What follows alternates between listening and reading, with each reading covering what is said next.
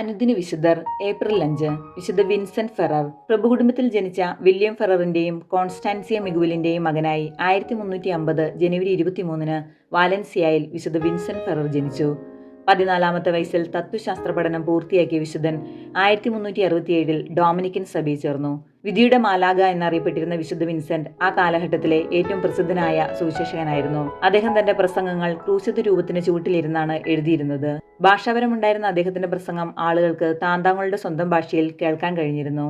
അന്ധരും മുടന്തരും രോഗികളും പിശാചിബാധിതരുമൊക്കെ വിശുദ്ധന്റെ പ്രാർത്ഥന കൊണ്ട് സുഖം പ്രാപിച്ചിരുന്നു. ഫാദർ വിൻസെന്റിന്റെ ജീവിതം സമ്പൂർണ്ണമായും ദൈവത്തിനു വേണ്ടിയുള്ള ഒരു ബലിയായിരുന്നു. അദ്ദേഹം വളരെ കുറച്ചു സമയമേ ഉറങ്ങിയിരുന്നുള്ളൂ.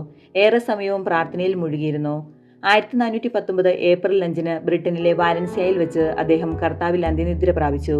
1455 ജൂൺ 29 പോപ്പ് കലീസ്റ്റസ് III വിൻസെന്റിനെ വിശുദ്ധ പദവിയിലേക്ക് ഉയർത്തി.